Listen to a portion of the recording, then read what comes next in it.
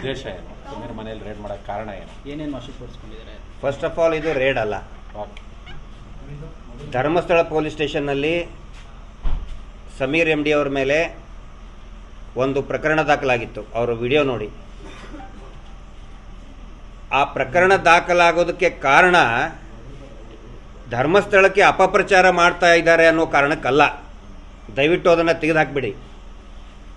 ಧರ್ಮಸ್ಥಳಕ್ಕೆ ಅಪಪ್ರಚಾರ ಆಗಿದೆ ಅಂತೇಳಿ ಸಮೀರ್ ಅವ್ರ ಮೇಲೆ ಯಾವ ಕೇಸು ಆಗಿಲ್ಲ.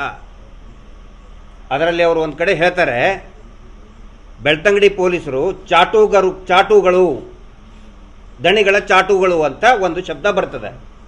ಅದನ್ನು ಪರ್ಸ್ನಲ್ ಆಗಿ ತಗೊಂಡು ಸೋಮೋಟೋ ಕೇಸ್ ರಿಜಿಸ್ಟರ್ ಮಾಡಿ